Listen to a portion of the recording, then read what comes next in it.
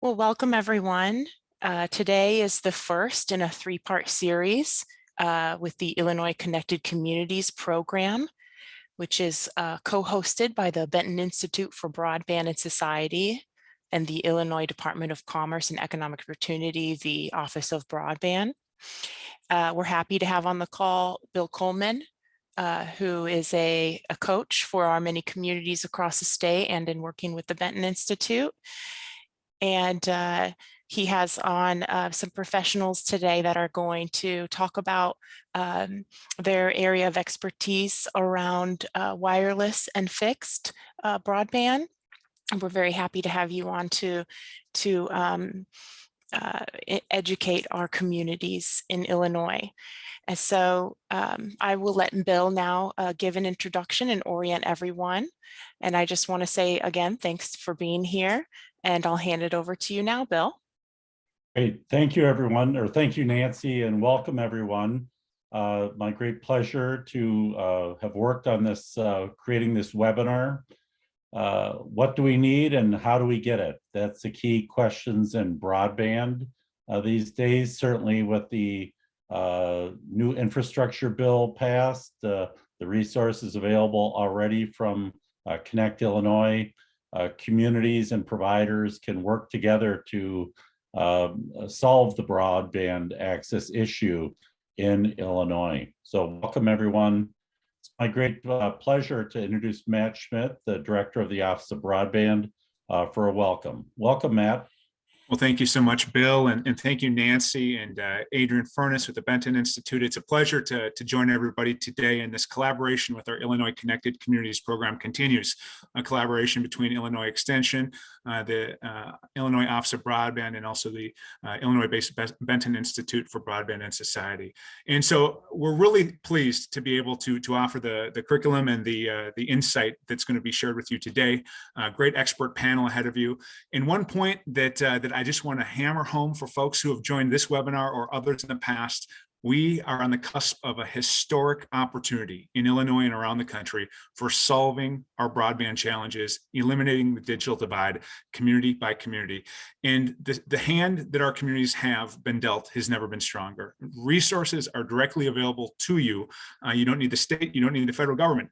They are available to you to invest in broadband. And so what we're trying to do through this webinar series and in other programs that we've stood up, including the Developing Broadband Leadership series over the summer of 2021, and another series that's running right now, the Community Driven Broadband series, is to give you some information at the community level on how to seize this opportunity and take full advantage of the funding that's available to you.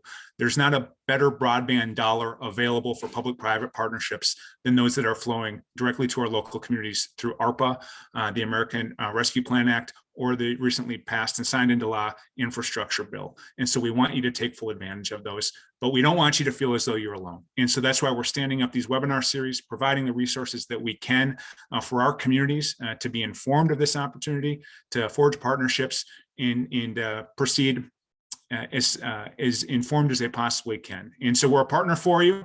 And it's, again, with my great pleasure to see the first in a series of 3 webinars tied to our Illinois Connected Communities program begin today, with this one focused on access, and again, seizing that opportunity for leveraging funding, taking the next steps in solving the broadband connectivity challenge at the local level. And so with that said, I'll pass the mic back off to you, Bill. And thank you, everybody, for joining us. And again, Office of Broadband, we're here to help. Thank you, Matt. That's great. And I agree with that opportunity focus. It's really, the time is now. When we think about broadband technologies, most people think about the download speed as the critical piece. They say, oh, it's kind of a macho thing. What's your download speed? And people judge technologies by that.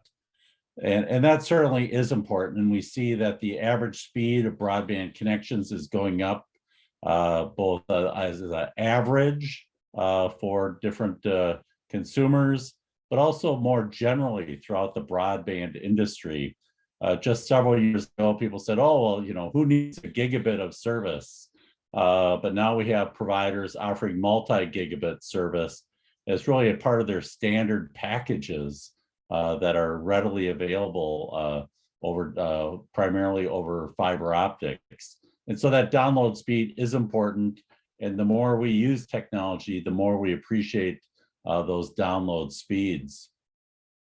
But also critically important, and we've seen more than ever with households doing multiple video conferences at the same time, with families working from home, going to school from home, socializing from home, that upload speed has become more and more important. Many times we'll say that the download speed is consumption. We're consuming content from Netflix and from other providers, but then also, but that the upload speed is production. That's economic development.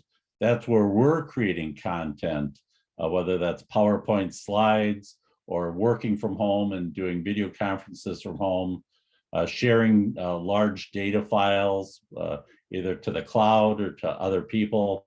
The upload speed, long kind of neglected in the broadband issue, has become more and more important. We've seen that traditionally the speed goals that people set for states or for the government, our federal FCC definition of broadband is 25 megabits down and 3 up. We've seen a real shift now to our goal of 100 down and 20 up. We see that that's not the symmetrical speed. They're not equal speeds, but we're seeing more and more advocates pushing for those higher upload speeds, whether they're symmetrical or not. The need for a minimum of 20 up to 100 megabits upload is important. Certainly, once you have a decent internet connection, you want it to be reliable. You want if you're relying on it, again, for key things you're doing out of your house or out of your business, you want that internet connection to be up all the time. In the old days, when we talked about phone service, they talked about 5.9 reliability, 99.999 reliability of phone service. And for the most part, our networks were built to achieve that status. And so we need that same level of reliability with our broadband networks, because we know that if you're working from home and you can't, it's hard to call your boss and say, oh, sorry, I can't work today. My internet isn't working. Your working from home experience might be quite short if that happens very often. We know that if kids can't log on to the school networks, that becomes an issue, and their performance is graded based on the quality of their internet connection. And certainly that's not quite fair to a student who's trying to do schooling from home as a critical factor. So the more we use broadband, the more reliability becomes an issue. Affordability is certainly a critical issue that we know is finally recognized across the United States as a significant policy issue. For many folks who couldn't get broadband, affordability is a critical piece, not only in the urban areas, but we also see it in suburban and rural areas, that affordability is a challenge. For those places trying to create a new business case for new broadband investment, in particular in rural areas, that affordability is a critical piece. It doesn't do much good to have a great internet connection outside the door if the family can't afford to subscribe to a service that will meet their need. So we know that affordability is critical. Latency is something that is important. That's really the delay between the time I click and the time the message comes back to me. We know that fiber networks have extremely low latencies of 6 to 10 to 15 milliseconds across a fiber network.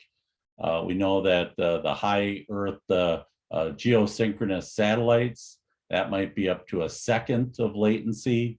And so that certainly becomes more like using a two-way radio. And we know that people who are using those kind of systems have difficulty with quality video conferencing. They have trouble with corporate wide area networks and so on. So That's why the higher satellites are problematic for many, many people. We also know, although we're not going to talk much about satellite today, just if it comes up in questions and so on, that the lower Earth orbit satellites like Starlink have some big improvements in that latency idea. And then mobility. We know that everyone has a phone in their pocket, or certainly wants one. They might have an iPad. The idea of charging down the freeway with multiple devices, using data, information, multiple people in a car. We know that that mobility is more and more important. We also see that mobility important in many industries where people are out in the field, either doing work as salespeople, as technicians, in the farm tractor. Mobility is really important. Oftentimes we hear that folks with lower income choose, a mobile phone as the way they connect as a matter of choice. But I think it's pretty obvious that people can afford multiple devices and multiple forms of connectivity will choose mobility plus some kind of fixed service. The way that most people connect at their homes today is with a fixed wired service through a telephone line, a cable line, or increasingly fiber optics as what people want. And then they also are using, especially in rural areas, but also in urban areas like Chicago, fixed wireless service from a central location, essentially a wireless backbone, is the way the technologies are being deployed today. And we're going to hear today about the two primary things that if you're going to build something new, you'll build a fiber to the home network, or you'll build some kind of fiber-fed fixed wireless network. And so we've got two great speakers today on this. And our first one, I'm going to stop sharing my screen and move to Jeff Brown from Calix. Jeff is a director of product and field marketing for Calix. He's been there about 3.5 years, but has an entire career in the telecommunications and broadband industry with such companies as Windstream, Zayo, Covad, Suddenlink, Sprint, and MCI. He actually lives in the Naperville area in Illinois. And I want to welcome you to our webinar, Jeff. Thank you. Yeah, thank you, Bill. And thank you, everybody, for taking time on your busy schedules. I'm here to talk a little bit about fiber access technology. The company I work for is Calix, C-A-L-I-X. We are based out of Silicon Valley in San Jose. We're one of those high-tech companies known as a leader in the access market. But, as Bill said, I'm here local in Naperville. I want to really reiterate what Matt's comments at the beginning. I mean, this is a fantastic time, unique in in this era in terms of the infrastructure opportunities presented by some of the recent funding. We could spend a whole day talking about the impact of the infrastructure bill that was just signed, but certainly this is going to be the optimal time for communities to look at what the most efficient infrastructure platform will be to provide broadband services. And we have a general rule, which is that in this industry, which is fiber where you can, wireless where you must. We work with a very significant number of network operators who leverage fixed wireless access and also mobile network operators, and there's certainly many use cases or applications for it. But even with those fixed wireless access providers, who are often referred to as WISPs, wireless ISPs, most of them have a exit strategy or an evolution path to kind of move their fixed wireless over to fiber. Fiber has the highest valuations. It's considered to be the most durable in terms of longevity. And, we'll get into some other reasons why it's obviously the optimal access technology. But I did want to state up front that there's a place for a variety of different technologies as you're trying to reach, the non-served and underserved parts of your communities. The challenge and opportunity here, you can see that there are a number of areas, throughout the country that clearly don't have broadband access. I think everyone understands that, and the infrastructure bill is designed to target that. Our experience, we work with a number of network operators, as well as, what we call gigabit communities. There are just hundreds of either municipalities or utilities or internet service providers who are offering broadband services with a fiber to the home platform, or a fiber that's used for aggregation of traffic, and then the last mile is maybe fixed wireless to individual residences. And we have all sorts of reference communities that we could point to you to, many in the Midwest as well. The Midwest is actually one of the areas of the US where there's a tremendous amount of innovation, a large number of what we call multi-gig announcements coming out. Multi-gig meaning the operator is offering to their community, to their residents, to prospects, a broadband service that is higher than 1 gig. You'll have 2 gig, 5 gig, some even 10 gig type symmetrical services. So there's a lot of interesting innovation going on in this part of the country. So when we work with any type of entity that's looking to deploy broadband, there are 5 general areas that you really need to think about as you work through the steps. And these are simplistic, but it's been proven over time these are very strong categories that can help you kind of organize your thought process on what you want to do. Of course, the first part is obtaining the funding in terms of government and or private funding. And then the next step beyond that is the actual design process. So, here at Calix, we provide infrastructure platforms, but, we work with this ecosystem of what we call partners, like consulting engineering firms like Vantage Point's on this call.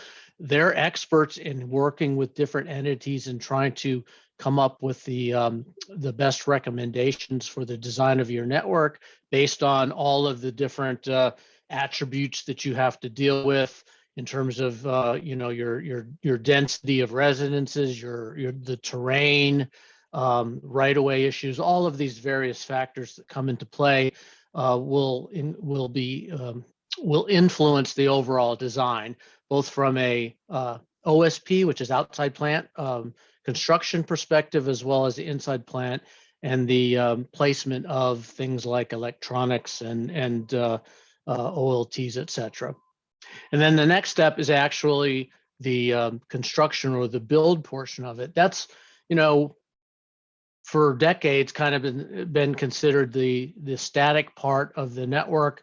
Fiber costs are what they are. You have some variances between whether it's aerial or whether it's underground, but generally hasn't been considered a very fluid part of the process. But recently, when you think about the fact that there's so much influx of both government and especially private funding over the last several years, really encouraging fiber and broadband build out, what that's causing is a significant supply chain issue and workforce issue, where providers are, broadband providers are really looking for skilled employees that can help in this process of the construction process. And so that's something to keep in mind, as you sort of formulate your timelines for when you want to have services ready for your community, taking into account both the workforce skill set issues that you're going to have, identifying those people, whether you hire them or whether they're subcontracted, and the supply chain issues in terms of just receiving the actual materials you need. The fourth step is operating and supporting it. And there's some decisions, that all entities need to make when they're operating a broadband network. Who handles what? Do you outsource some of this? And then the actual marketing part of it and how you want to reach out to the community, which, is a very significant part of the business. both to, your normal customer base as well as closing the gap on the, the affordability, from the affordability perspective, trying to come up with the right kind of packaging that is tailored to meet the needs of that segment. So this one has a few builds here. I'll go ahead and put them all here. When you look at considerations, these are the things that are big criteria that are kind of impacting networks. For many people who aren't in the broadband business, there's a tendency to say, wow, people are talking about all the bandwidth needs that fiber delivers. Why would we ever need that much bandwidth? But if you really just think back a few years ago to the type of bandwidths that were being needed at that time and considered, it's really been an explosion in terms of the actual consumption of bandwidth across all networks. And there are a variety of reasons for that. I'm going to talk about a few here. The first is on the left, you can see, the woman and the child kind of, on the internet in a corner of the house. And the pandemic, of course, forced a lot of work from home, a lot of virtual learning from home, and it made the internet quality of experience not be just about the bandwidth speed and how much broadband you have, but also where you're using the broadband, right? So as more people were trying to access the broadband in different parts of the household, right, down in the basement, you're having to work from home, trying to get away from the kids, and you want to go in the corner somewhere, or even people wanting to get out on the porch or in the lot. The actual range of your broadband service, what we call the Wi-Fi portion of it, has become critically important. The pandemic also accelerated a lot of the behavioral changes that were already trends that were already taking place.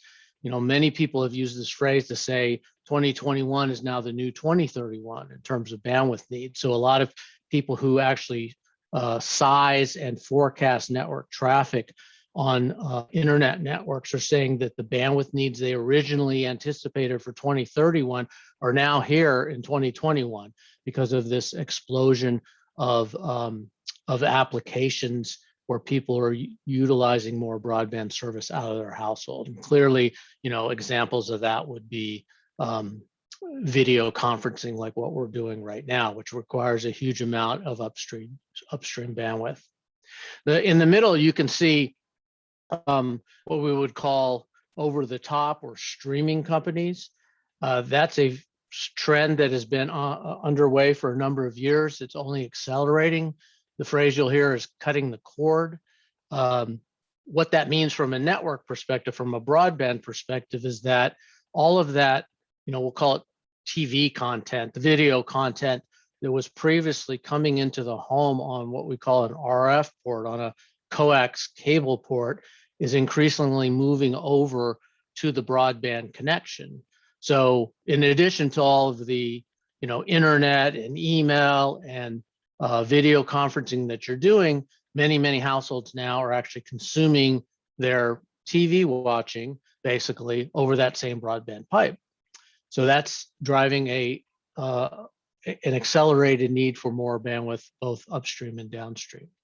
And then on the far right, just ask yourself, think of your own household and ask yourself, 10 years ago, how many connected devices did you have? How many did you have 5 years ago? And where are you at today? If you attend any of these type of industry conferences where someone will ask that and people raise their hand, I mean, it's very common to see people with anywhere between 25 and 50 connected devices in their household. And of course, that's proportional also to the number of people in the household. That's only going to continue, right? There's a huge trend underway around, IoT or the Internet of Things, where over time, many devices in your household will actually have an IP address and be connected to the network, right? Everything from refrigerators to security cameras to household lighting and electrical outlets, appliances, etc. So you're kind of moving closer to this digitally connected household, And with this very large number of devices, that increases the complexity required to manage the overall broadband service. It's not simply just about the need for more speed upstream, downstream, but it's also taking into account things like application prioritization. You might have 100 different connected devices, but which ones are the most important? What are the applications that absolutely have to be on? And if you're doing work from home and you're on a video conference presenting like me, you would probably say, well, the video conferencing application is the single most important thing. It absolutely has to stay up. So having platforms that can kind of manage that, prioritize those applications is really important. And then the nature of the way the bandwidth is distributed or consumed is critically important, right? Clearly, something like a digital camera, which is going to poll frequently, but with very small amounts of bandwidth, is going to be totally different than, say, a two-way video conferencing connection like what we have here. So that's all sort of background to kind of say that, look, when you're taking advantage of the funding and you're looking at the network to put in place now, don't just think about what the needs are of the network and the users today. Think about where you think they'll be years from now and kind of put in place what we kind of like to say a future-proof or a platform that will be sufficient for the needs of the community for many, many years. So this just kind of reiterates that all the different applications that drive bandwidth demand. I didn't mention things like Peloton, digital assistants, right? Alexa in the home. These all consume bandwidth. There are other applications that are really just at the very tip of the iceberg that are coming out that many people believe will explode in popularity. An example might be we call AR, augmented reality. You kind of see it with the commercials now at Christmas with the people wearing the headsets playing the virtual reality gaming. As that technology improves and as the network and the latency, and the network improves and the latency drops, you're going to see even bigger increase in adoption of those type of applications. And there are a number of applications that have yet to even be created that will drive more need for bandwidth. So as we work with all of these different entities who have deployed fiber-based, robust broadband networks in their communities, there's a number of actually quantifiable benefits that have been brought to their community. On the upper left, certainly jobs, both in terms of helping in the construction and development of the network and maintenance of the network, but also there's a thought process that in many ways broadband is considered to be as critical as electricity and water. It's almost like a form of a utility. So in terms of attracting people to the community, increasingly a number of people are looking at the community and saying, what's the broadband connectivity in that location? Particularly if they're looking at having a virtual work from home type job, the broadband then becomes just as critical as the water or the electricity. So it's actually attracted new residents to a number of these type of communities, having a kind of leading edge broadband network. And then you can see the business type of applications sort of on the bottom that can be driven by having a really robust fiber network. Things like telemedicine, right? Having kind of a HIPAA compliant CAD CAM type applications where you can do a number of things remotely that previously you had to do in person. Those things have to be done over a fiber network. And then small business and startups, a number of them emerged during the pandemic. And there are literally 60 million businesses in the United States, and the vast majority of them are what we would kind of call self-employed types. They're operating either out of houses or virtual spaces. Realtors are a good example of that. And their needs, while they aren't a static bricks and mortar type entity like a formal business, they have business applications and needs that require a greater level of broadband, than maybe the average consumer residents. Oops, sorry, on the other way here. So why fiber? It's the most reliable technology by far. Clearly, once it's in place, does have higher. The phrase we use in the industry is, cost per home passed. The cost per home pass for fiber has tended to be higher than that for fixed wireless. It's actually lower than for DOCSIS or coax, traditional cable services. But once the fiber is in place, it has a very high degree of reliability, scalability. I won't say infinite, but there's a extremely untapped amount of bandwidth that can be delivered over fiber, and it's obviously has a high degree of security. A lot of communities are interested in the smart grid applications. There's a lot of synergy there in terms of being able to map your utility smart grid with a fiber-based network.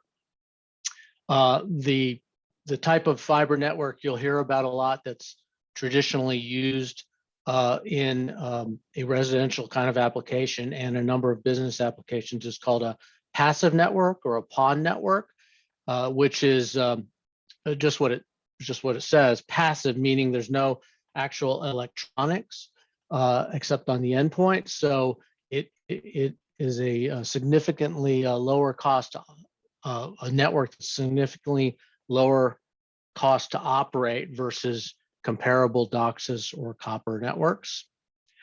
And then when you think about the path to 5G, in all communities, eventually, the mobile network operators, right, your AT&T, Verizon, T-Mobiles, et cetera, will be deploying 5G to your network, to your community eventually. And then when you think about their, what they call small cells, all these little radios that they have to deploy to carry all of the mobile traffic, all of that traffic has to be aggregated together over fiber, and you can incent 5G coming to your community quicker by having that robust fiber in place. And then a low OpEx network, we have a lot of statistics that we could provide around this, case studies and white papers. Fiber-based networks can be as much as 90% lower in cost over the lifetime of the network versus comparable DOCSIS, copper, or fixed wireless networks. Jeff, excuse me, we've got about 5 more minutes. Okay, absolutely, Bill. Total cost of ownership view. Here's a comparison the Fiber Broadband Association did, fiber versus fixed wireless. You can see the upfront initial costs are higher for fiber, but over the lifetime of the investment, significantly less expensive for fiber. And I would just advocate that, at this time, because of the funding opportunities you have, you're not going to ever see a better time to evaluate and look at fiber than now. In terms of what consumers want, this is the market share by internet type. You can see that fiber is we'll call it the bright blue line. So if you have to forecast out over the next few years and say, where do I think the consumer adoption is going to be, the one technology that you see kind of moving like in a continual upward path is fiber, and that's going to continue. I think there's a lot of questions around, around satellite and where that's going to be and the prevalence of it, but there's no question that fiber is going to continue to have an increase in adoption. Not to get too technical here, but when we talk about PON standards, the two types that are talked about the most these days that are growing are XGS and GPON. GPON's been in place for a number of years. XGS provides you that symmetric 10 gig up and down, and it's very suitable for both residences and business. And a lot of the platforms that are offered out there, can do both GPON and XGS PON, so you can kind of mix and match for what your community needs. I think the biggest I would make about these standards, without getting overly technical, is that The ones that are being adopted by broadband operators are symmetrical. So that means the same speed upstream and downstream. What you have with your traditional coax, your copper, your wireless technologies, at least the legacy ones, is an asymmetrical one where the downstream is much higher than the upstream. And then, you talk about a converged network infrastructure being able to provide, using that same investment to be able to provide services for a variety of different applications. There are emerging applications in the area of smart agriculture, traffic management, security, et cetera, that would all leverage, ideally leverage fiber technologies and make them most effective and most desirable for your communities. I want to make sure that I leave you with a really important point, which is that you can have the best access infrastructure going up to the house and into the house, but for those communities, those residences, those businesses to have the actual great broadband experience, they have to have that in-home Wi-Fi experience. The two of those go together. So it's the access infrastructure plus the Wi-Fi. If you have just the great access infrastructure, but the Wi-Fi is poor, you have the example we talked about earlier where people working in different parts of the home and they aren't getting the broadband. They get the broadband right up to where the box is, but then when they walk 20 feet away, their Wi-Fi doesn't work anymore. So in the end user's mind, the resident's mind, it's all the internet. It's just the internet, and they don't distinguish between the two. So as you work with your engineering firms on kind of designing your networks, think about not just the access, but also the Wi-Fi. And then, to emphasize that point, here's an example during the pandemic. If you had to choose between your Wi-Fi and water, clearly Wi-Fi is really important. And that's just something that we want to make sure and emphasize. And it's important in the upfront planning as you look at your budgeting, as you look at your design and everything to kind of take that into account. So I think that's my time. Hopefully I finished on time without running over, Bill. Thank you very much. You did just fine. Thank you so much. And right now there's no questions in the chat. Maybe we'll have some time after Lee to look at both wireless and the fiber connect questions at the same time. So thanks so much. I'm now going to introduce Lee Seydel, and he's the Chief Technology Officer at FG Networks. Lee's got a tremendous background in technology. It's really amazing to read his experience with the different companies and a wide range of technologies, which is really fun to have him on. Lee, welcome.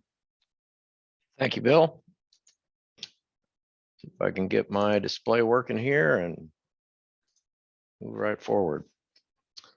I am Lee Seydel. I'm the Chief Technology Officer with Fiberutilities Group, FG. We're a Midwest company that's built networks since 2006 for various enterprise hospital systems, and we've helped go after grants for hospital systems and communities across the Midwest. Our company is a consulting company. We generally pair up our customers with technology partners and help them construct projects that are going to be effective for their challenges. We have been consulting with the state of Iowa in their broadband office for the last 3 years. We've helped the state build their funding structures and help them analyze the organizations that are applying so that we can understand what it takes to get a grant. We have a lot of experience with that.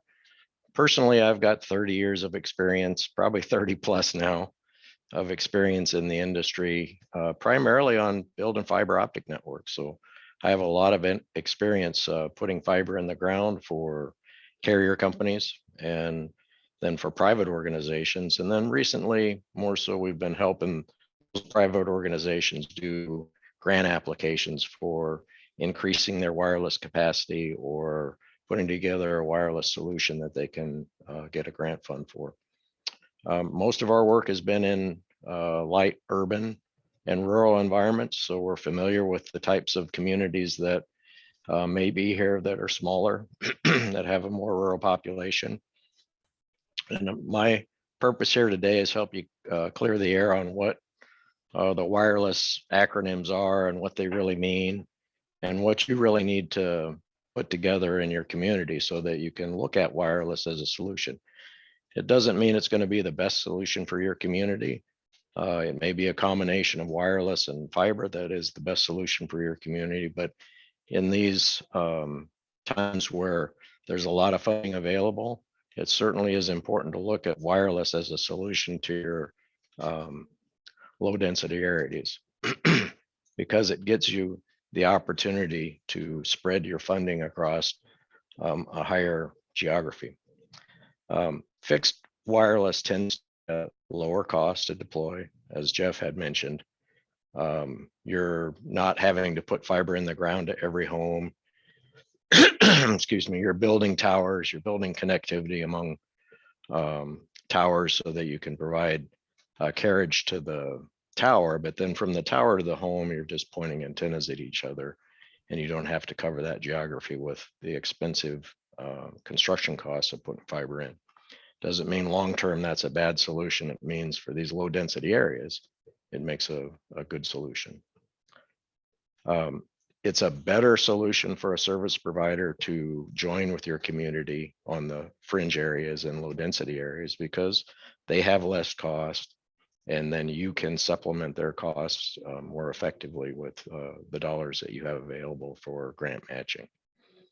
And that approach gives you a much better way to cover your areas with a solution that can be probably not quite as large as a fiber solution, but most of the wireless technologies that are out there today are going upwards of 100 to 1G. Some are symmetrical, some are not quite symmetrical. But depending on the solution you use, you can get up there in the capacities that you want to have for the next 10 or 15 years. And you'll have the towers and fiber connectivity in place to make that type of project work for your community. So it's important to pay attention to the things that are available to you. And so I'd like to kind of go over the types of wireless that are out there. Fixed wireless project where there's just specifically fixed wireless in place. Antennas can be put up on, any kind of vertical asset, a traditional tower, a water tower, grain elevator, telephone, electric poles, buildings. All of the things that are up there in the air can be used to deliver wireless access to homes. The frequencies that are out there can be licensed, unlicensed, or reserved. And what reserved means is it's a first come, first served basis where you sign up for a frequency range in a particular set of technologies and you have access to that in your area. And for fixed wireless, antennas are aimed at each other. One's on the home, one's on the tower. The ones on the tower might be multi-access antennas. The ones on the home are single access. Then you go over to mobile 5G, or let's just call it mobile. 5G is the word you're going to hear these days. 5G is the most advanced wireless technology out there. And it increasingly uses smaller wavelengths so that you can get more capacity through it. Antennas in this case are generally placed on carrier towers and aimed at the home. Those towers are significantly more complex. They're generally taller and they're generally more expensive to build. But they are specifically holding cellular technology in place. The technology itself is more complex because it's mobile. It has to take care of transfers between towers, between channels, between frequencies, so that when you're moving around, if you get out of range of a particular single tower, you have to move on to another tower. And that also is the complexity of 5G when you get to small cells. Small cells are covering a smaller area, so there's more frequency available to the people in that area, but you're transferring among areas more often, and that transfer is the complexity of a mobile application. And that's kind of like the reason that you'd be looking at fixed wireless versus 5G. Now, if you're putting technology in place that has a fiber backhaul on it, you'll have access to those towers that you can add 5G technology to later, or your telecom provider may want to increase that in the future. But in the near term, it's not likely you're going to see these small cells out there. They're intended for high density areas, and most of the places that we're talking about don't have high density populations. So 5G is a great future technology, probably not going to be used in your community unless you're a super big community in the near term.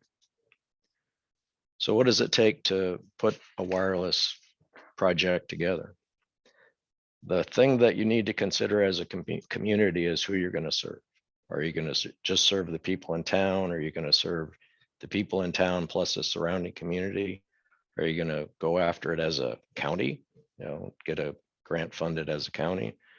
In any case, you have to pay attention to the subscribers that you're going to serve, and you have to define the area that you're going to use.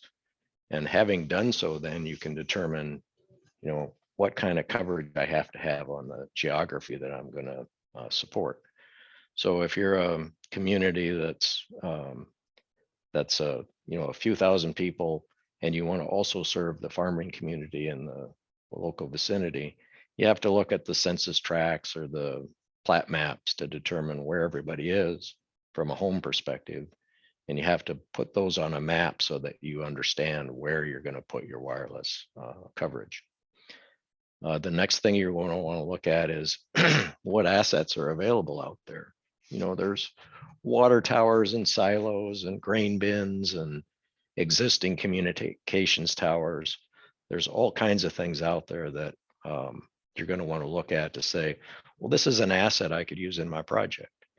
It may be fiber connected, it may not be fiber connected, but if you can put all of those things together in a list and put them on a map, that gives you some support when you're looking for a partner to help you build your wireless network. And keeping that inventory together is important. And you'll also note that some of these assets, like a water tower or a community building, may be community owned. There's going to be other assets like a grain elevator or a silo that is privately owned. There's going to be communications towers out there that you want to note that are actually rented out by the telecommunications providers. And then you may have some areas that are not covered by any towers or any elevated structures. So you'll have to note where those areas are and determine, how are you going to get those things covered? Once you've got all that in your pocket, then you have to start looking at the engineering considerations. Now, there are a wide range of fixed wireless technologies out there. You'll hear them called white spaces or CBRS or 4G LTE or 5G. All of them are different ways to use the same general technology, and they all have different propagation characteristics, meaning they cover area differently. Like a white spaces solution will be similar in frequency range to your old TV sets, the really old TV sets. And with a frequency range like that, you can go through the side of a hill, or you can go through some foliage without getting taken down. But when you go up to the high end of the scale, where 5G is, like in a 6K megahertz range, in that relationship, you're not going to have any tolerance for foliage or for different types of hillsides or even buildings and that sort of thing. So you have to be cognizant of what you're looking at from a technology. Your partner is going to be able to help you make decisions about which technology you want to use, whether you have an engineering firm helping you, or whether you have a carrier helping you, or whether you've got a WISP that's local that's going to help you. those guys are going to understand what they're doing, and they're going to have a knowledge base about the technology that's available. But they'll help you do this engineering design where you're looking at coverage with specific tower placement, how tall are the antennas at the homes, what are the frequency ranges that you're using, and honestly, how are your towers sectored? And all that means is I can put a single antenna on a tower, or I can aim antennas in different sectors and get higher coverage for the same frequency. The next thing you want to consider is the backhaul. And this is the most important part of your wireless network. You've got to have enough capacity to carry all of the subscribers back to your internet or your data source. And that capacity has to be consistent through your entire network. So if I've got 10 subscribers on the water tower on the left and 10 subscribers on the silo at the bottom, and I have to get back to the cloud, all that aggregates together on the backhaul network. So I have to make sure that I've got enough capacity to get all the way back to the cloud to cover every single subscriber.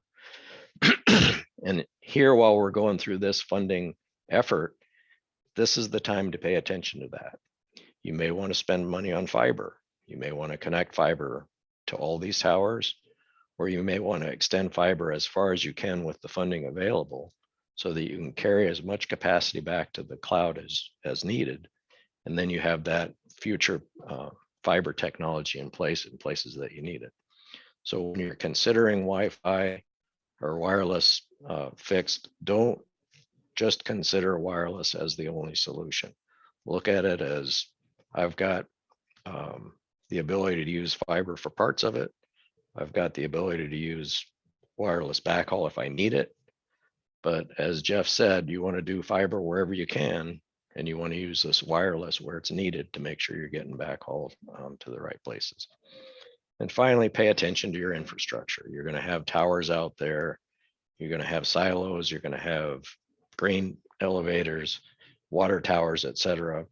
All of it is infrastructure that you're going to use, but you want to make sure that you haven't isolated yourself to infrastructure that's going to be taken down or isn't going to be stable. So if you're using something that's on a private facility, pay attention to what you've got going there so that in the future, if you need to replace it, you're funded to replace it.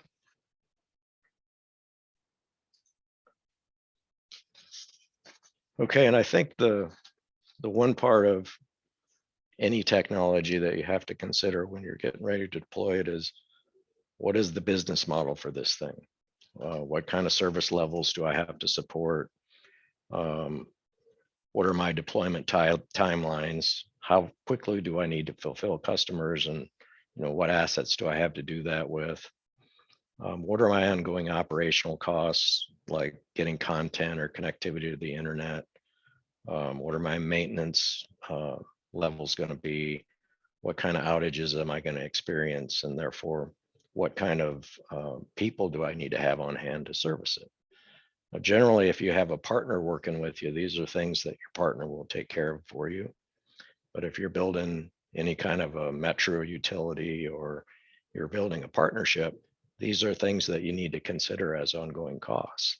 And those ongoing costs are very, very relevant. They're probably the high end of your costs when you look at the operating model. In this situation, a squirrel or a bird may end up being the most important thing you've ever run into, because a squirrel can aim your antenna wrong, or a bird can fly across your path consistently and cause you to have interruptions. And you don't think about these things, but they're very important and they do affect networks. So pay attention to what your operating model looks like. You're out there looking at carriers and looking at partners and considering whether you want to be a metro. You're going to have customer service agents, you're going to have service trucks, you're going to have tower climbers and rooftop technicians, and people that you just can't pick off the street. There are people that have to be trained and have these skill sets. So definitely do consider what kind of partner you could use to help supplement that. There are a lot of good companies out there these days. This business has evolved.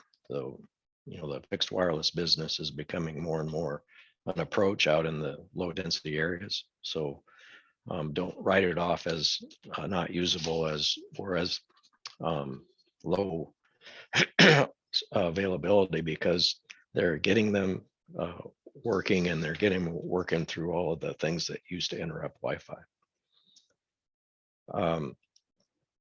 So as a approach to your wireless project, we recommend a well-organized project plan.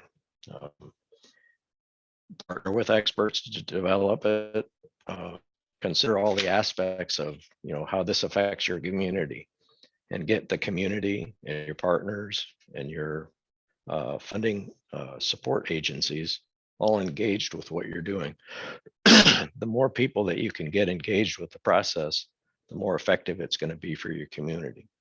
And you want to make sure that you're going to know who you're going to provide it to, what you're going to provide, and where you're going to service it across your community. Know what your costs are, and make sure that you've got everything organized into a plan before you approach your grant provider, because once you get there, they're going to have questions, and you should have the answers before you go. Okay, so the case for wireless, we'll get more coverage for lower cost during these funding times. That's important. The fixed wireless can reduce your last mile initial cost, so you can get it done more effectively across low density areas. Rural grant options can be more effective with wireless because you get broader coverage. You definitely want to identify partners to help you with your strategy, because they'll help you solve the problems that you wouldn't otherwise think about, because they've got the experience. And don't look at this as an either or. There are a lot of fiber solutions out there that can provide, a mix. So if you've got a dense area of people, that's maybe better served by a wireless solution, or a wired solution, or fiber solution. If you've got a low density area, then it's probably better served with wireless, and you can grow into fiber over time. So I think that's all I've got for you. And, Good. Lee, thank you so much for that. And could you spend a minute talking a little bit more about the consequences of wireless hops, as opposed, Yes. how that influences service levels? Sure. A lot of, if the picture that I had up that had multiple towers connected to a single location, most wireless providers these days put in a mesh network, meaning they've got a connection between multiple towers to get their backhaul done. So they pay attention to redundancy. So if you've got an outage at a particular tower or with a particular antenna, it'll go another way to get back to the feed. Wireless speeds these days across the types of geography that we're talking from a range perspective aren't really noticeable from a latency perspective. So you're not going to see a huge drop in latency unless you're going really long distances. And generally wireless operators detect that they've got a long distance to go, and they try and get fiber or fiber providers to give them solutions to their towers in those situations. Good. Thank you for that. And then Jeff, could you talk a little bit about how some, especially traditional phone companies, maybe use fiber to a fixed wireless network as a gateway to developing a market for fiber to the home? Yeah, sure, Bill, good question. So there are a number of different, we call them use cases or applications for fixed wireless. And certainly one of the common ones is we'll call it the success-based deployment, right? So they'll, so just keep in mind, right, fixed wireless is fairly inexpensive and quick to deploy. So you could actually turn up service quickly. So you may be considering what would be called an edge out or sort of providing service to a set of people that are adjacent to your normal market. You know, it could be a community, it could be another town, and you're not sure if you want to make the big investment. So you'll actually go out and market to that group of people. And based on the ones who decide to sign up, you may deploy fixed wireless service first because it's fairly inexpensive and easy to deploy. And then as you get to a critical mass, then it makes sense on the success basis, right? It then justifies, you've got the existing set of customers, and then you can go ahead and overbuild it with fiber and convert those people over. I mean, that's just one of a number of use cases that are common with, you know, what we call traditional wireline providers. Good. Thank you for that. I think that's, and one of the things is, and we'll talk here later about picking your partners, but if you pick a pure fixed wireless company to do your fixed wireless, then maybe they're not too incented to do that build to the fiber after that. So I think that gets into your partnership considerations when you set out your community goals to make sure that you're on the same page as your partner is, because you don't want to be at cross purposes as you move forward. Yeah, you may also use more than one partner. As you look at your geography, it may make sense to spread it out. Yeah, that's a great point as well. Thanks, Lee. And Jeff and Lee, thank you so much. We're right up against our clock here. So I want to thank you again for participating and sharing. And we're certainly happy to, if you're interested, we can make your contact information available to the folks and certainly make your slides available as we go. So thank you so much. Yeah, thank you, Bill. Thanks, everybody. Thank you. I'm going to move back into my presentation here and talk briefly about the community broadband development process. And let me get to my full screen there.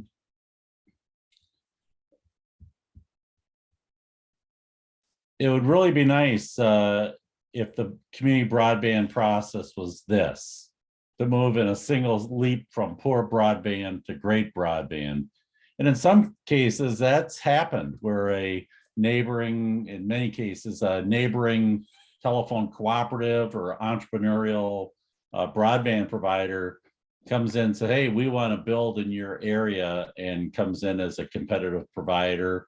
Or even easier, if you're have a broadband provider that has a real long-term perspective and says, hey, we want to build fiber in your community, and it just happens. And there's some communities that have that, but unfortunately, very few. And so here's really what I think the broadband process looks like, this idea of the awakening. And if people weren't awake before the pandemic hit, they certainly are awake now as to the importance of broadband technology. We hear from many local public officials that this is now the conversation in the grocery line or at the any kind of meet and greets, that broadband has moved way up that list of constituent issues. And then the need to gather data, and both the public broadband data, and we're going to hear a little bit about maps here in a few minutes. And I can't overestimate the importance now of sophisticated GIS mapping tools and how important they are to determine what broadband projects are possible, what grants are available for certain areas, and where existing services are now, et cetera. As well as when you look at the wireless technologies to see, you know, how many towers do we need to get our service areas. Certainly getting feedback and support within your community, surveys within the community, talking to your existing providers about their plans for the future, and so on. And then trying to decide what are we willing to do as a community. And certainly now with the ARPA dollars that are direct appropriations to communities and counties for broadband as a prime purpose, that certainly expands the role that some communities have been willing to pay or play in this kind of broadband development process. Talking about your decision makers, how interested are they in broadband? Sometimes you have communities really geared up, many members of the community, but a reluctant policy-making board in terms of that investment. It's really important to know what your community is willing to do. If you want to be a good community partner with a broadband provider, having kind of the range of activities you're willing to engage in set in advance is certainly important, so you can be a good provider and you can negotiate in good faith. And then looking at your incumbent providers, certainly there are folks out there, they've got networks, they've got fiber, maybe to the node in many places, and then copper networks beyond that. You've got cable companies that are in town and maybe willing to edge out into the rural, suburban kind of areas. Understanding their plans is really important, and what they need to move forward on quality broadband infrastructure is important. If they're not interested, then you need to move on to gather more information, understanding your markets, the right technology options, operational costs, many of the things that we heard about from Jeff and Lee. You need to understand what's really possible in your community, build that support, and then finally identify that partner or partners, identifying the most likely folks, sharing that data from the feasibility study, the community vision. Many times communities through their survey process will get commitments of people to buy. And I think that's really an important thing. When we see providers emulating what was known as Google Fiberhoods, essentially pre-signups to get people, give providers an idea of who's really interested, who's ready to purchase. And then pursue that funding. And now suddenly we've gone from very little funding available to $500 million available in Illinois to $65 billion available nationally. And so getting those dollars for the projects you want for your community is really the critical piece. And so that's, in a nutshell, that's really that broadband development process that communities need to go through. Sometimes you can see this is just like chutes and ladders, the childhood game where you end up on the chute and you end up back where at the starting point. And that's not unusual. Some communities go through that several times in order to find the right technology mix, the right technology partners, and the right leadership commitment to make things happen. And certainly then celebrating when these things are completed. And as we all know with our access adoption and use model that the Office of Broadband uses, getting people then to make use of the broadband for economic development, getting organizations to make use of technology to be more competitive, provide better services, that's an ongoing issue as well. So don't forget about those parts of the puzzle. So that's my presentation. And I'm gonna stop sharing. Our next up is Shabika Argawal, and she's with the Illinois Office of Broadband. She's one of the University of Illinois Fellows, Science and Policy Fellows, that is part of our broadband team, along with Benton and the Illinois Department of Commerce. And she's gonna show the state broadband maps, which are quite powerful as a starting point for starting your planning process. So you can see here the link, rather than a big link, you can just Google Illinois broadband maps and that will take you right to the Office of Broadband's website. Shabika, do you wanna share your screen and move forward? Sure, thank you, Bill. Thanks for the introductions. I'm gonna get started here and share my screen. Is my screen visible, Bill? I'm trying to get rid of mine. I gotta. Looks good. Good. Okay, that's great. So let's get started. Good afternoon, everyone. So I see that most of us here on the call have been on one of the mapping presentations before, but for those of us who haven't, I'm going to quickly start with introducing you to the different tabs that we have up here on the Illinois Broadband Mapping tool. So firstly, on the left-hand side top, we have the Access tab, which has information about the different speeds, technologies, and accessed by different speeds, as you see here, and the unserved areas on those layers. Then we have the statistics tab here, which is basically the ACS demographic data, which relates to broadband adoption and need. So it has variables like income, education, subscription rates, household densities, and things like that. Then on the bottom here, we have the general tab, which has layers on different institutions like libraries, schools, and we have universities, and also the different boundary layers. So when we click on it, we see the different boundary layers that we can use here. We have the federal tab, which has information about various broadband equity programs for rural areas.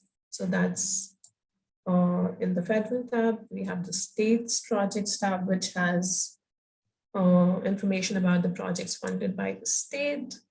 So that is one of these layers. The public Wi-Fi hotspots. This proved out to be a very important resource just when we were hit by the pandemic, because we did not have access to the internet. And this proved out to be a really good resource for them to know that this is the nearest public Wi-Fi hotspot that they could use. I think this is still a very important map out there. And this is about the Connect Illinois programs that are funded in round one. And there's definitely more. On the right here, we have the speed test tool. I think this is also very important, and we would encourage the communities to use this, because we eventually want to use this data to add another field to the map, which actually tells us that, these are the speeds that are promised by ISPs, but then this is what people are actually getting. So that gives us a sense of what things are really like on the ground. Then we have the adoption tab, which has a few resources for broadband subsidy programs. Not the most exhaustive list, but it's a good start. And then we have more, you can find more information about funding programs here through various links. On the bottom, we have the legend tab, which is going to show us information about any layer that we click. So what does it show us? For example, if I look at 25/3, so I see this is what it's going to look like on the map, and we see it right here. Then we have the query or locate tab. I think this is really interesting if you want to get like a quick overview of some, say, county. So I select locate by county. And if I want to look at stats for Cook County, for example, I just select that and apply it. So it takes me there and it gives me a brief overview of how many of the households are possibly connected by 25/3 Mbps. Then there's 100/20 and 1 gig service. And this is again, information provided by ISPs. So this is the information that we have, and there's always scope for improvement and to know more about what's really happening on the ground. Then we have an add data field here, and I think this can be really important based on talks by Jeff and Lee. When the community wants to plan what they want to build for themselves, it would be important to have like some sort of asset mapping layers or something that you already have. Like a lot of school districts now have a layer for places where they distributed devices. So that would be a good addition. And this could be the way to add it. So you just select file here, and you could add a shape file, a CSV file, or a KML file, and that just adds data on here. And we can also export maps from in here. So if you find something that's interesting to you and you'd like to share it with others, you can just print it and it'll print it out for you in the same extent there. So now that we're familiar with the tabs, I would like to highlight a few layers which would help us identify, what are the target areas for the state. So firstly, in the access tab, we look at the different speed levels. A lot of us want wireline for our communities, so we select those and we get a sense of where wireline is. And the best part about this map is that we can actually zoom in to the detailist level of it and see where we do have service and where we don't. So that can be a really important tool at the community level. And the next layer that I would like to highlight would be the unserved areas. So just to get us started, if I want to look at what places in my community do not have even the most basic 25/3 service. So this is the layer that I'm going to be using. And what I see here is basically the unserved households per square mile. So this might also be a really good example for, proposing a business case. And it is also really good because it tells me that, there are certain pockets in the city that do not have houses at all. So they do not need internet connection there. So that is, again, really helpful. And then there are pockets which have the darkest pink represents greater than 100. So it's like, yeah, there's definitely a business case to be having an internet in this area. And we can start planning about why it doesn't exist. The second layer that I would like to highlight would be the 100/20 service, because that is the service that we're striving for in Illinois and not the 25/3. So this layer gives us a sense of what areas in the state have access to 10/3, and then we can again zoom into a particular community and see what parts of that community have 100/20 service, and that would be helpful.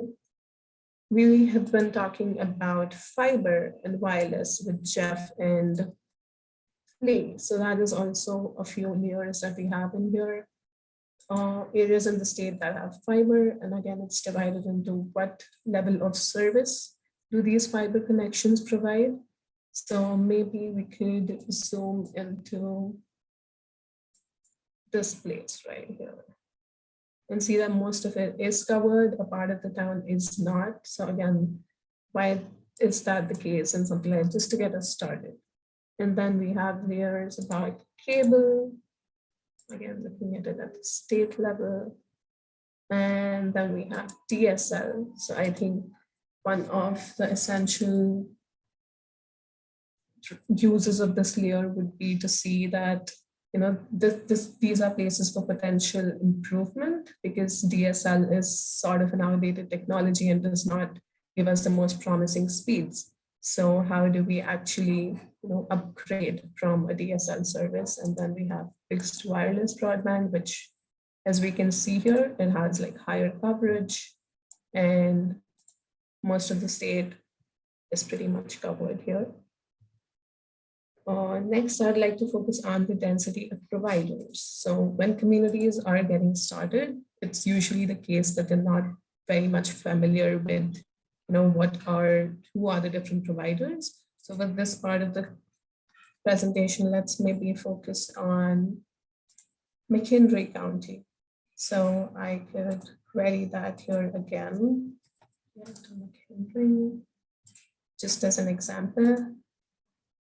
So it takes me to McHenry here, and then I could use this, a very important feature of the tool again, which is locate providers. So I can essentially use this marker here to, look at any place, but I want to look at who are the providers here. So I select this point, and okay, I see that it's AT&T, Fox Valley Internet, and Xfinity, that is Comcast, providing their services in this area. So it will be good to get started with knowing who our providers are.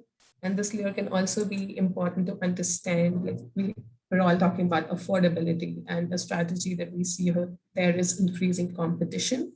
So if we have just a lot of these areas have just one provider, so it means that we cannot really be monitoring and making it more affordable for people unless that one internet service providers has programs for affordability.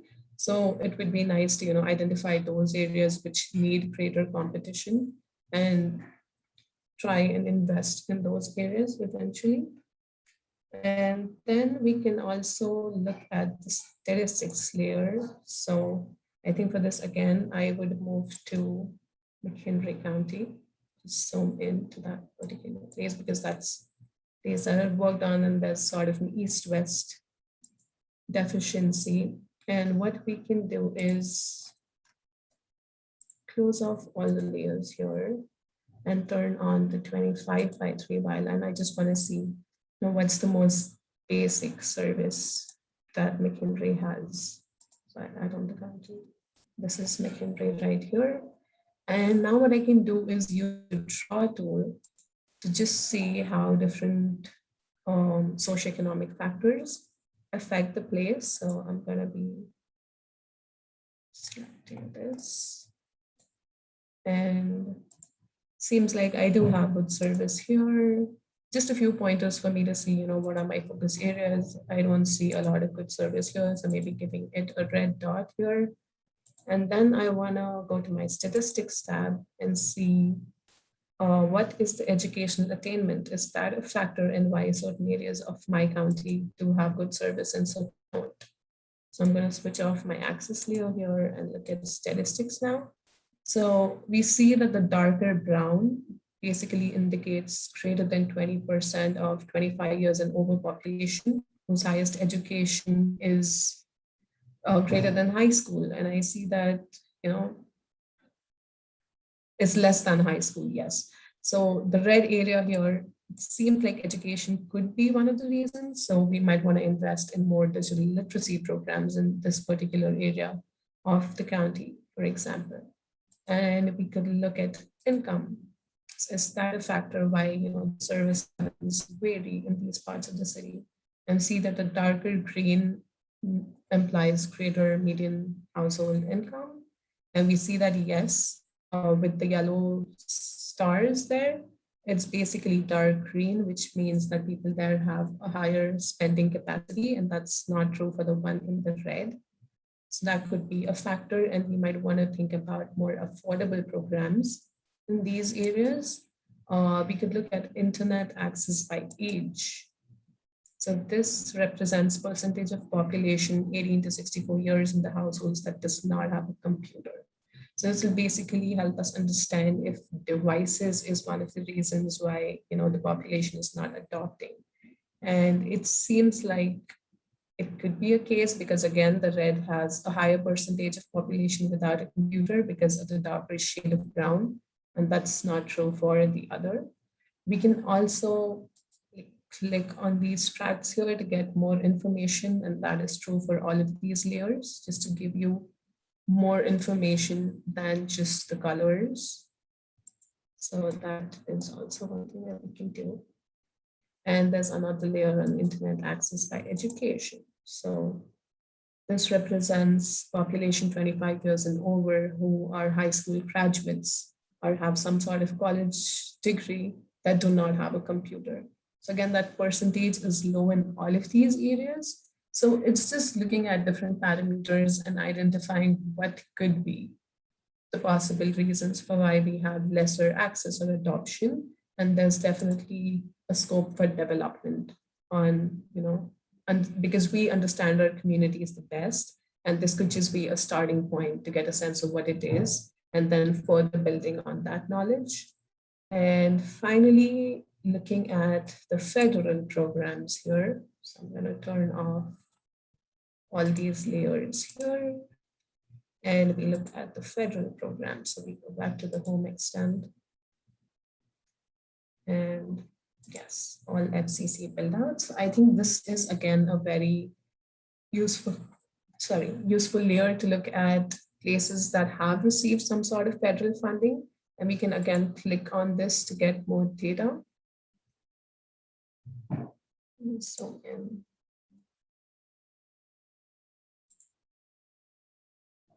maybe turn out the boundary layer. Yes. Yes. So we see that, this was CF2 funded, and we get to know more about who is the provider and what are they actually doing. So that could be a really good strategy to know which of our neighboring communities have already, gotten some kind of grants. And when we look at these grants, most of these are for rural Illinois at the federal level. So that gives us a sense of what the internet service was when they applied for the grant, and then we can get in contact with those people and learn more about what they plan to do, how are they using their funds, and how are they developing, and just build that capacity. So that can also be a really good start, and we can do the same for the local state level projects. For example, Connect Illinois in here. And we essentially want to be including eligibility layers for our future funding programs here as well. So that could be a good resource. And again, that's flexible because as long as there is a business case for improving the internet services in an area, I think the programs will definitely be funded. And yeah, I hope this tool can be helpful in getting to know more about the internet access and adoption rates in your areas. And if you have any questions now, I'm happy to answer them. Thanks.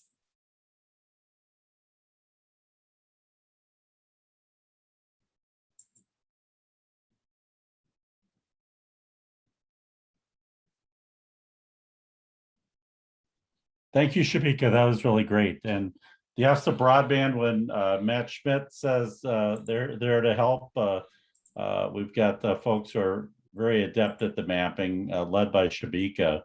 And so don't be afraid to ask for help or a tutorial, or we've been able to provide some nice sets of maps for various communities in the Illinois Connected Communities program, and can probably do some of that as well for any community that's looking for some quick help there. So thank you very much, Shabika. Sure, thanks, Bill. Next up is a panel. We're trying to get to the real details of how these deals get done in communities.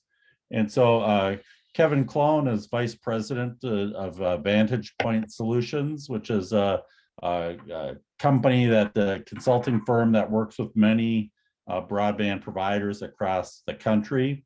And Kevin has been in this industry for a long time and has been working on broadband and working with communities to help them address the shortcomings. And I think is expert at connecting communities to willing broadband providers. Kevin, welcome. I'll let you introduce your guests as well. Very good. Thanks, Bill. Thanks, Bill, Adrian, Nancy. Thanks for helping out. Nancy, I think you've got the slides. Or Bill, Yep, one of you I have those, so I'll get those going. Just to kick off, again, my name is Kevin Kloehn. I'm Vice President of Customer Relations at Vantage Point Solutions. The slides work, and I still see you, Bill. There we go. Trying to solve that problem. There we go. You can go to the next one. That'd be great. I'll go really quick. There's that. You can slide past. That's our corporate office in Mitchell, South Dakota. If you want to go to the next one, Bill, that'd be perfect. Just a real quick pitch on Vantage Point, if you will. We're a very deep engineering and consulting, regulatory financial consulting firm that does a lot of work in Illinois. And obviously, we've got a good relationship with Bill and the team in Illinois. But Bill asked me to bring a couple clients in to talk a little bit about how those partnerships come together and where we fit in that role. Jeff Brown spoke earlier from Calix about the 5 steps of a broadband deployment. I would say Vantage Point fits in the first, call it 2.5. I think the attendees on this webinar are interested primarily in those first 2 boxes at the top that you see regard to feasibility and funding, and then network design and engineering. We do get into Jeff's part. Their third step was on the build part, and that we project manage, although we don't do any construction, we project manage build outs. But to give you an idea of what's happening in the broadband space, I think everybody's heard that there's funding.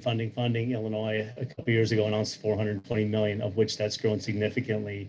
But like I said, to give you some idea of a scale, what's happening nationally, in Iowa, we're currently doing 47 grant applications. And in Indiana, we're doing 38, which are due in January. The Iowans are due next week. Indiana's due in January. And in Illinois, through the first round of Connect Illinois round 1, all of our clients that submitted, except for one, were awarded. So we've been doing a lot of these funding pieces that bring in and really kind of where they fit with the 2 clients I've asked to join us. I should say that the clients we work with in Illinois tend to be, call it tier 3 rural providers. Those are either cooperative or commercial independent telephone companies, rural electric cooperatives, and in some cases, even municipal utilities. Although I didn't ask anybody from municipal utility to join us. I did ask Jesse Shackleton to join us. He's from Joe Carroll Energy. They're located up by Galena. He's a rural electric cooperative that's been rolling out broadband, both from a wireless perspective and also from a fiber to the home perspective. And then also Jim Bromberg from Adams Fiber, which is Adams Telephone Cooperative near Quincy. They're rolling out fiber, and I believe it's 28 communities now. And I'll let Jim tell his story. But if you could flip the slide one more, Bill. Those are just some stats on who we are, just to, again, to understand the scale of Vantage Point. The 10 professionally licensed engineers, they each have an area of expertise. A lot of the work we're doing now in Illinois does focus on fiber to the home and the access side, although we do lots and lots of wireless engineering, video, data, cybersecurity, et cetera.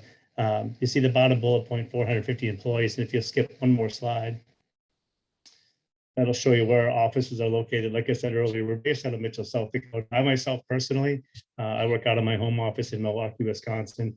And we do have a brick and mortar office on the west side of Springfield, Illinois, that I'll office out of when I'm in Illinois.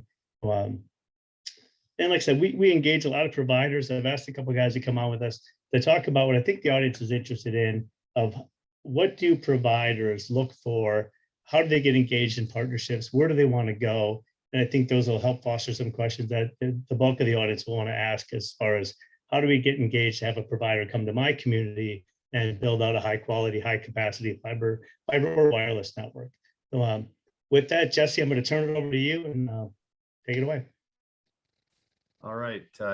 Good afternoon, everyone. Again, my name is Jesse Shackleton, and I'm actually glad to be back here. So I think it was back in early August, we attended a webinar with this very group.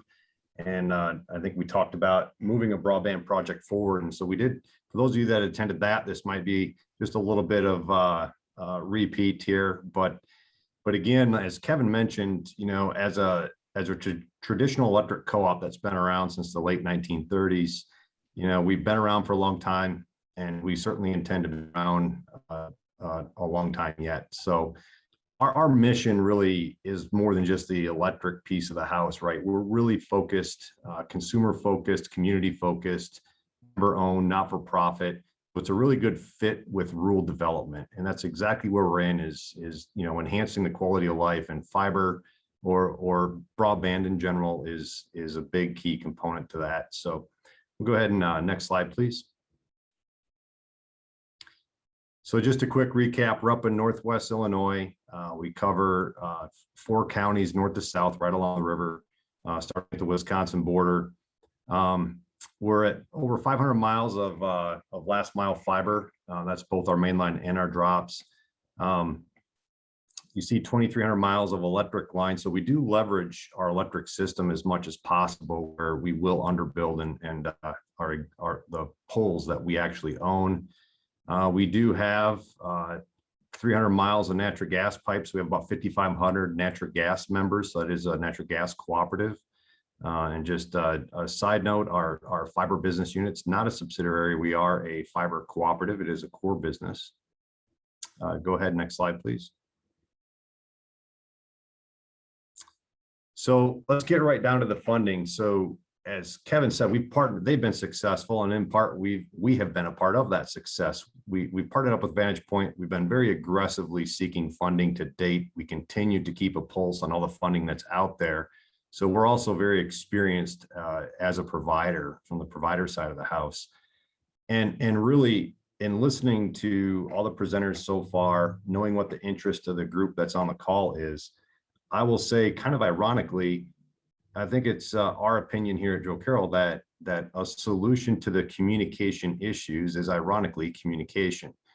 We're really good, we're local, meaning get out there and communicate and meet with your different local entities, your local membership groups. I guess we call it identify your critical mass. So we made no assumption that people would come knocking on our door. So we've been very active in getting out in community outreach and getting out there and talking to the local governments, the county administrators, the economic development directors, the mayors, the city councils.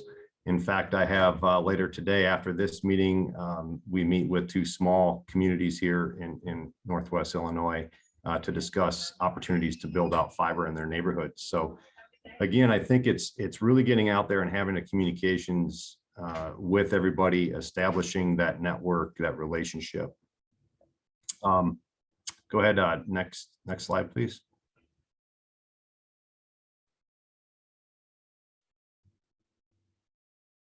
there's just a quick peek at our service area, and I thought, you know, Shabika did a phenomenal job. I think that map that she demonstrated is going to be an extremely useful tool for everybody. This is just a quick peek at where we're at up there in Northwest Illinois. Aside from the grant funding, we really have a grassroots effort. In fact, you'll hear from Jim here shortly, and you know, we partnered with his co-op to kind of glean from them, and they developed this 6-step process, kind of a crowd fiber platform built on Salesforce. And this is a tool that we like to say we built for the membership or people that are looking to potentially become a member of our fiber co-op, to go out there and just really show their interest in a grassroots effort. And so this is how we stay connected and engaged 24/7 with the rural areas. Go ahead, please. Next slide. All right. Well, that's just a quick background of Joe Carroll, and I think what I'll do is I'll allow Jim to go through his portion of the presentation, and I guess I'll just wait for some questions after that. All right. Can everybody hear me? Hopefully. Well, thanks. That's a good introduction into our side, Jesse. So, as was mentioned, my name's Jim Bromer. I'm the CEO of Adams Fiber, also Adams Telephone Cooperative as well, and our subsidiaries. But pleased to be on here this afternoon. So, a little background about Adams and what we're doing at as Adams Fiber in our region. So our parent company is a cooperative, as Jesse mentioned, with they have their location as well. We were formed back in 1952. We're actually located in West Central Illinois. Our headquarters in a town of Golden, Illinois. And on the telephone side, as a telephone cooperative, we actually have 13 telephone exchanges that we serve today. And you can see the map here on the right. The outlined areas is our cooperative telephone exchanges that we serve. When you look at this area today, we are we've moved along very nicely on fulfilling some needs on fiber infrastructure and deploying that throughout those towns and rural areas. But while we've been working on that initiative, we've also seen the request and needs of others around us. And as you look at this map, there's 15 other communities, dots on this map, that you can see that we have fiber in as well. So this can be seen on our followthefiber.net website.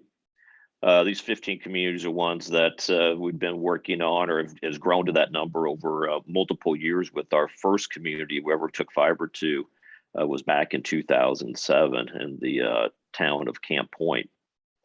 So we've been involved in this fiber initiative for quite some time, deeply into wireless, fixed wireless specifically. At one point we had approximately 40 wireless sites. Had a lot of customers several years ago on that infrastructure, but as the demand for bandwidth and use inside the household increased, the focus shifted on what type of infrastructure is our consumers really going to need. So we started shifting that to fiber, and just shut down our last wireless site earlier this year. So we do not have any wireless sites up and going today because of our expansion of fiber throughout the region.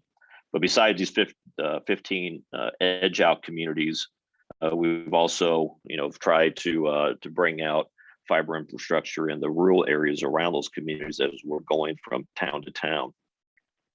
In our service territory, we also offer broadband, phone, and video services. I will note that on the video side, it's something that we really don't promote anymore. If anything, it's a strong education piece to consumers on how to stream on the fiber connections that they have available to them, because there's so many different options out there and things to take advantage of. So I think there's a whole education process without question when it comes to this infrastructure that we're trying to make available ourselves and others like us, like Jesse and his group as well. So it's how do you maximize the value of that broadband connection. When you get into partnerships and things that we are involved in, the grants have been if we go back to the other slide, please. The grant involvement's been a key piece that's driven some of those relationships themselves. So We've been involved in the Connect Illinois program in round one, working through that process currently. Reconnect, we've been an awardee on with this grant program as well. Looking for that construction to start hopefully soon, even yet this year with the last round of Reconnect. So we're excited about seeing Reconnect 3 and what that could bring forward as well.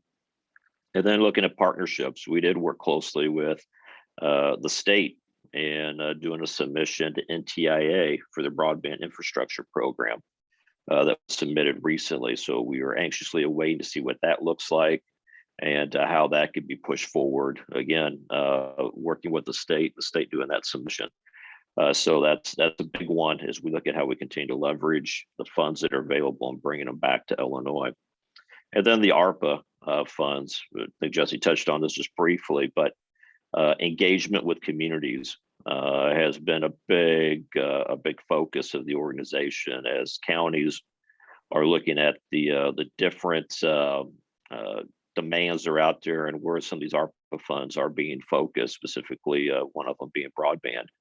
And so when you look at the counties and they're trying to figure out what's this mean, where do we go, how do we invest these dollars, how do we begin to look at what's available or what the need is out there, I think that's where a lot of conversations and partnerships start getting built. And I'll talk about that a little bit more in 2 slides here.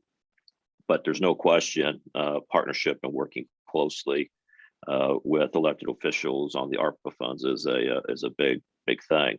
If we go to the next slide, whether we're working with towns, working in rural areas with counties, or even townships, these are just a few items that we see as what enables these things to be successful. One is early on having conversations with the leaders in the communities, whether again it's in a town, it's with the township, it's with the county, but seeing what the necessities are on doing things such as franchise agreements, and working with the road commissioners on issues and building in down some of these rural roads and so forth. Another thing is just easements in general. That's a big part of deploying any infrastructure that we're looking to do, whether it's with our own financing or through these grant programs. Another one is community education involvement. When you've got the communities engaged with the carrier provider like ourselves and they're interested in it just as much as we are, it can help drive bringing this to reality in these deployments of broadband infrastructure. And then working together on grant opportunities. Like I mentioned, the NTIA program, and working closely with the Office for Broadband and Matt in the state of Illinois and doing that submission. And then the ARPA funds. You know, there's a need out there, and the question that we always have is where do the counties, for example, on the ARPA funds, where do you see the need? Where would you like to see your investments go? And then we can work with you on that. If you can go to the next slide, I think this is a really critical piece when we're looking at our expansion for our own organization, but also again when you look at these relationships with the counties on the ARPA funds and so forth. And you know, Bill touched on it a little bit ago, the GIS data, data mining, data gathering is critical. And so, you know, one of the things that we encourage the counties we're working with to do is do an assessment, do an outreach, that's populate points on a map to see where the need is in your county. So as you look at your investments through the ARPA funds or other funds that might be out there, or if we're working directly on some of these other grants, is where that demand is, and then complementing that with the maps that were just shared that the Office for Broadband put together to see where that demand and need is there. So this is a platform Jesse mentioned that they use at their company, Checkpoint. This is what we use ourselves, and we use this to do that data gathering. So there's so many different aspects of this on creating that success, but there's no question the outreach, the partnering, the working closely with the communities and the regions directly is a key part of the success of these broadband deployments. And Bill touched on a little bit ago several aspects of from point A to point Z on deployment. We could talk for hours on those issues. I'm sure Jesse and I both could. But on that note, I want to stop right here and answer any questions that might be there for myself or the segment. Jim, I'm going to jump in and ask two questions for both you and Jesse on behalf of kind of everybody else before Bill turns it over. If I were a mayor or a city council person or someone from rural Illinois that's looking for fiber, I mean, if you're in your area, Jesse's area, they're probably saying, boy, I wish somebody like that was near me. But how does somebody, how does a elected official or community leader find someone like you? How did those, what was the genesis of conversations locally with the townships you serve? Yeah, I think, for us, it's people seeing activity going on, and with the push when we're reaching out to communities and people coming in and out of those areas, they recognize, see the activity that's happening.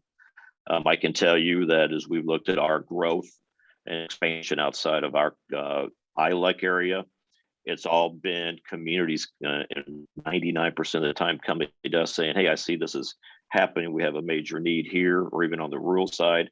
Can you come and serve us?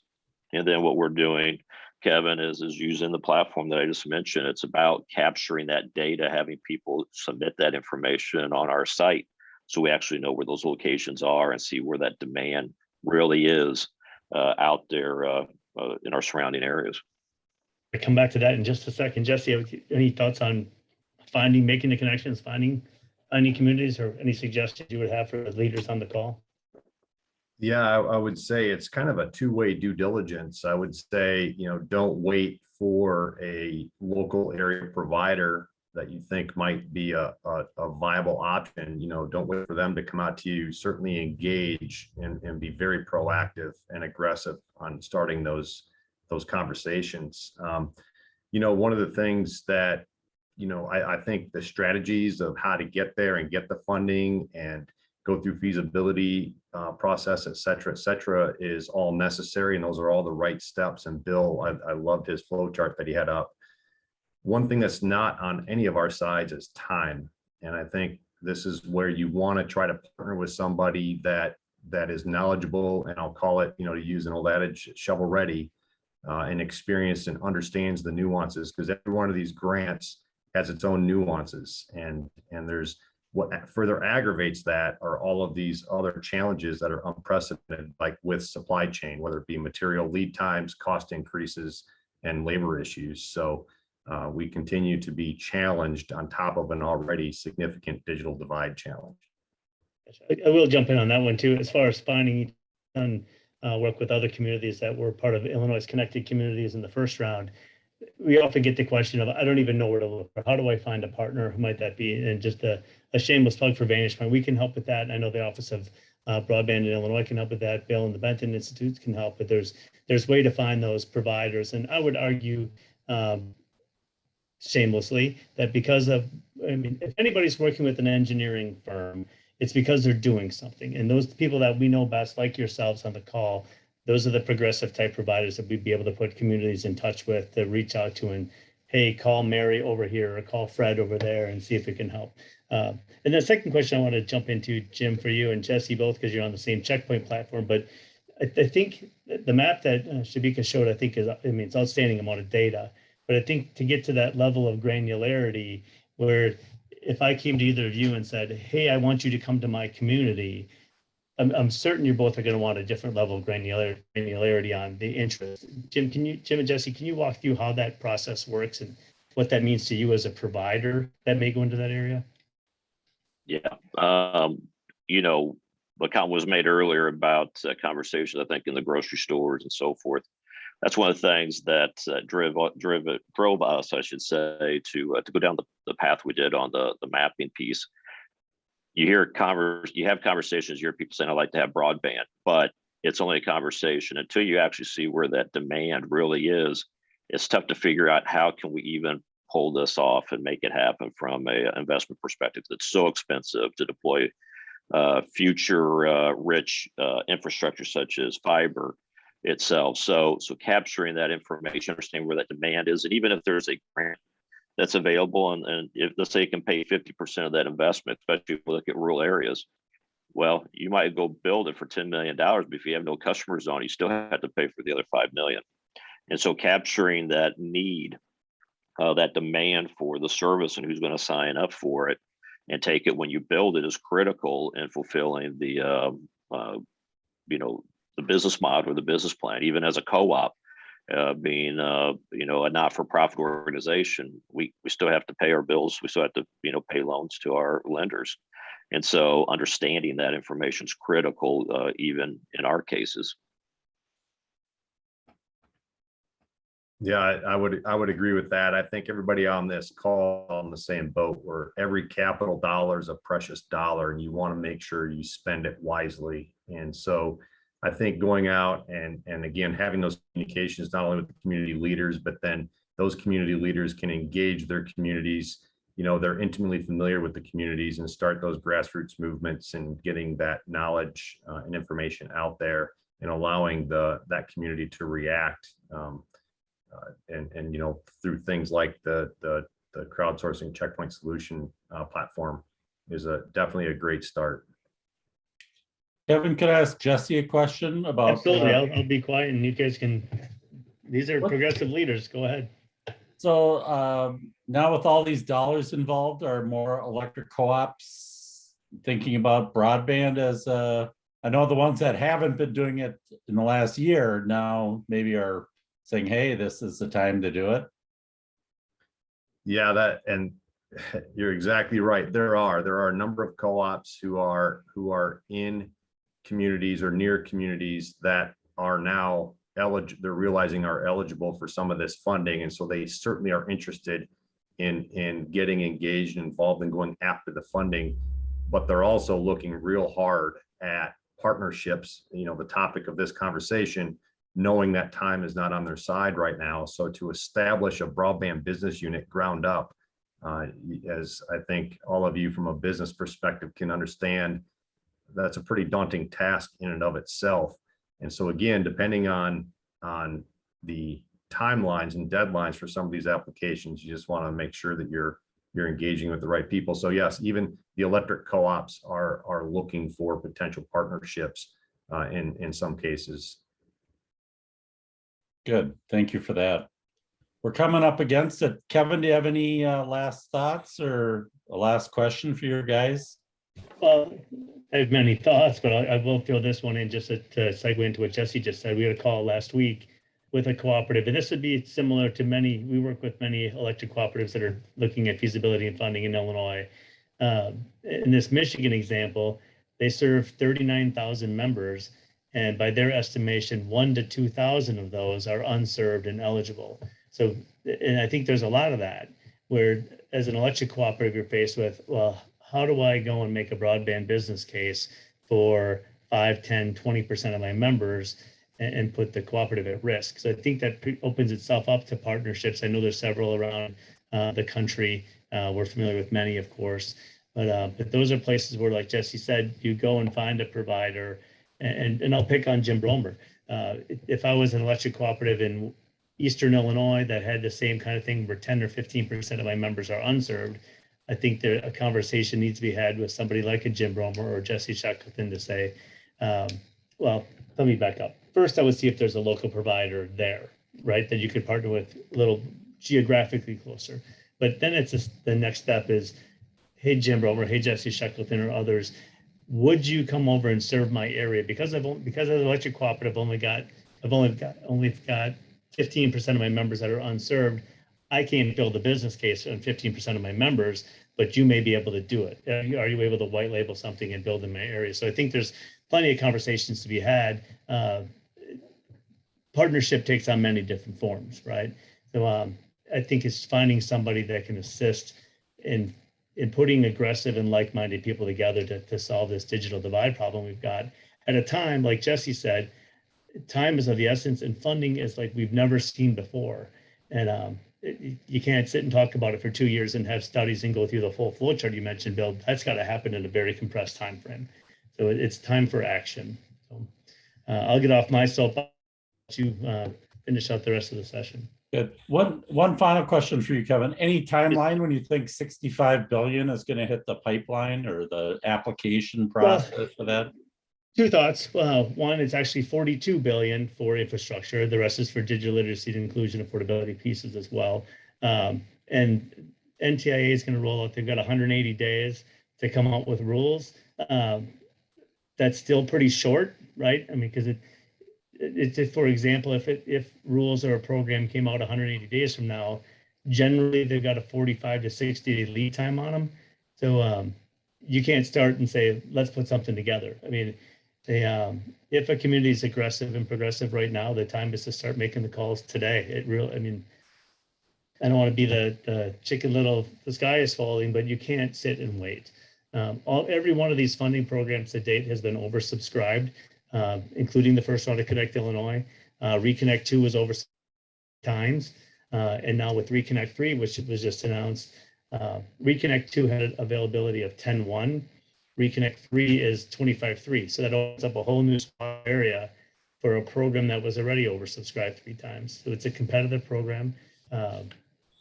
We're working with some in Illinois, a couple of folks in Illinois already that are moving forward. But as communities look, I'm assuming the bulk of this audience is our communities. If you're looking, you cannot have 4 months of board meetings and sessions and thinking about it. You've got to find a champion, find somebody that's going to be the leader, and get the conversations moving quickly, because these things, I mean, even when you're moving fast, it's still slow. But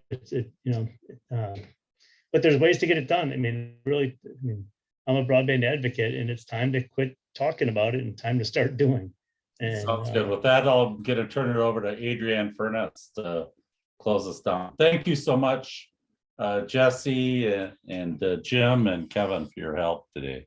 Well, that's my job, is to thank everybody who participated. I always want to shout out my own team of Bill, and in this case, Shubika, you are the mapping czar. I've seen you make this presentation now a couple of times, and I just really appreciate what an asset you are to the team.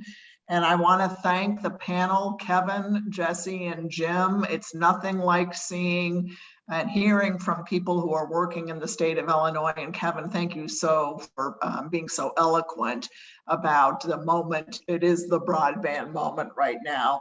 And then to our speakers at the beginning, Jeff and Lee, thank you also to you too. Go ahead, Kevin. I was gonna say, you'd be the first person ever say that anything I've said was eloquent. So I probably No, owe you it's $1 or true. $2. It's true. I do want to point people out to the link at the beginning of the chat where Benton has digested all about the infrastructure bill, including a very good article about the timing question. So I think since that was something that Bill just asked and Kevin answered, I think Kevin has sort of read the entire bill, and also is, I think, got about eight or nine articles on each section that I think would be very helpful to you all. And it's in a link at the beginning of the chat. Bill, thanks again for organizing everybody and for all the attendees. And with that, I'm going to let you guys go and see you next time. Okay. Take care.